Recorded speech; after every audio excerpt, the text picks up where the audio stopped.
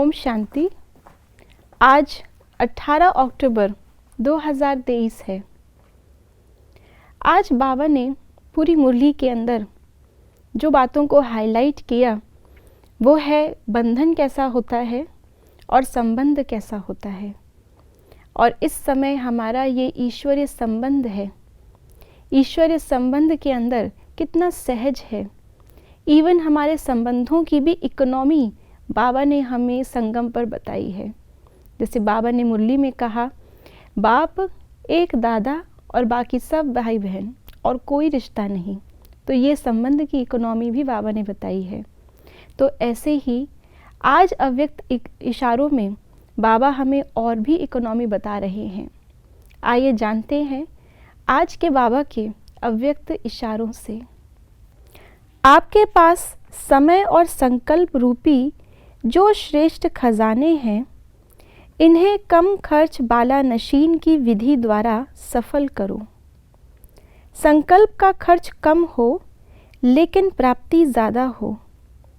जो साधारण व्यक्ति 2-4 मिनट संकल्प चलाने के बाद, सोचने के बाद सफलता या प्राप्ति कर सकता है, वह आप 1-2 सेकंड में कर सकते हो। ऐसे ही वाणी और कर्म कम खर्च और सफलता ज़्यादा हो, तब ही कमाल गाई जाएगी। समय, संकल्प, वाणी और कर्म, इन चारों ही बातों में आज बाबा ने हमें सफल करने का यानी कि कम खर्च बाला नशीन बनने का इशारा दिया है। जैसे कोई चाकू होती है या कोई तलवार होती है, अगर बार बार उस चाकू को वेस्ट में हर चीज़ काटने में यूज़ किया जाए तो यूज़ करते करते करते उसकी धार, वेस्ट चीज़ में यूज़ करते करते उसकी धार जो है वो कच्ची हो जाती है। फिर उसको बार बार शार्प करना पड़ता है। ऐसे ही हमारे संकल्प की धार, हमारे समय की, हमारी वाणी की धार, हमारे कर्मों की धार अगर व्यर्थ में चली जाती है तो उसकी शक्ति भी कम हो जाती है। फिर उतना ही असर नहीं होगा।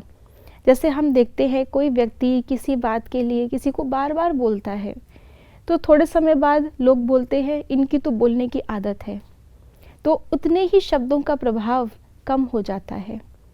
इसलिए बाबा कहते हैं वही बोलो और योग युक्त होकर के बोलो जिसका तीर सामने वाले को लग जाए।